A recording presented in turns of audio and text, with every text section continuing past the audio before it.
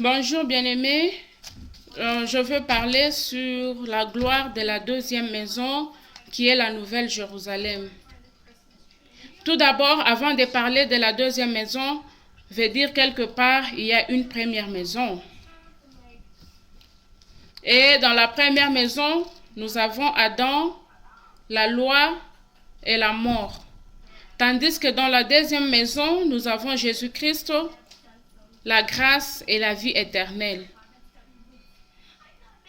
Et bien aimé, cette deuxième maison qui est la Nouvelle Jérusalem, c'est une ville qui a été construite, c'est une maison qui a été construite par Dieu lui-même.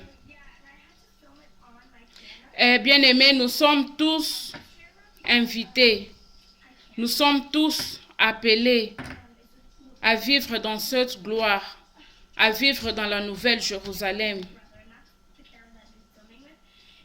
Mais cela dépend de toi, bien-aimé. Qu'est-ce que Jésus a dit si nous lisons la Bible dans Jean 14? Si nous lisons la Bible dans Jean 14, verset 2, la Bible nous dit: il y a plusieurs demeures dans la maison de mon Père.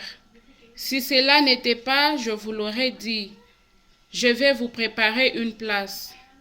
Bien-aimé, Jésus-Christ nous parle ici. Jésus-Christ nous dit qu'il y a plusieurs demeures. Qu'est-ce que signifie par plusieurs demeures?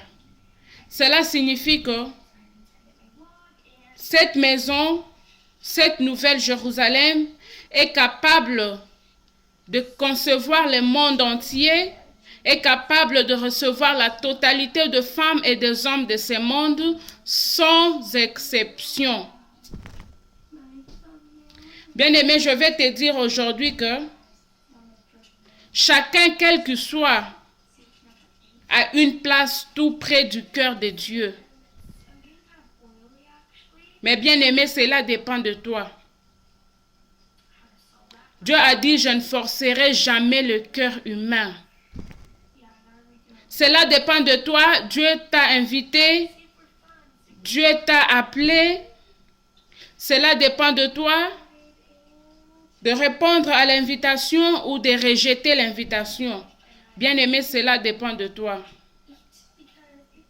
C'est pourquoi on dit qu'il y a beaucoup d'appelés mais peu d'élus. Qu'est-ce que cela veut dire? Nous sommes tous appelés parce que Dieu nous a donné sa grâce à tout le monde.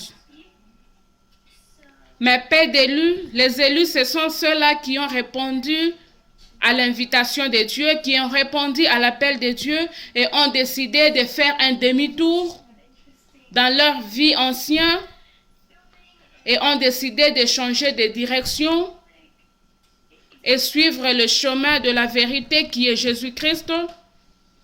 Et nous voyons le terminus de ces chemins-là, c'est la vie éternelle. Ça mène vers la gloire de la deuxième maison, vers la nouvelle Jérusalem. Beaucoup d'appelés, mais peu d'élus. Cela dépend de toi, bien-aimé. Jésus a dit, il est à la porte de ton cœur. Il est en train de frapper. Si tu entendais sa voix aujourd'hui, n'endurcis pas ton cœur, bien-aimé. N'endurcis pas ton cœur. Vous savez, nous les hommes, on a seulement un seul moyen de communiquer avec Dieu. Nous avons seulement un seul moyen de parler avec Dieu. C'est juste à travers la prière, il n'y a pas d'autre formule. Mais Dieu a beaucoup de moyens qu'il peut répondre à un homme.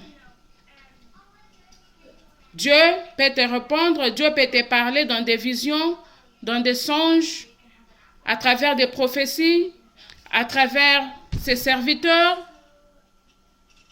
Bien-aimé, Dieu peut utiliser même un arbre, même un bébé, même une pierre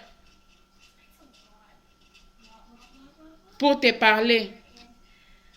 La voix que tu es en train d'entendre aujourd'hui, la voix que tu es en train d'entendre maintenant là, c'est la voix de Dieu.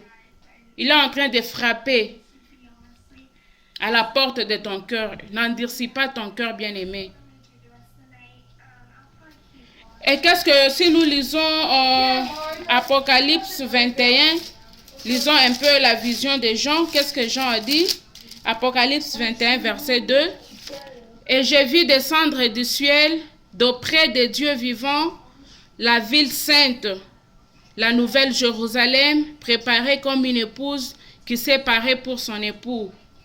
Si nous allons encore dans le verset 18, la muraille était construite en jaspe et la ville était d'or pur, semblable à du verre pur. Voyez un peu ce qui nous attend, bien-aimés.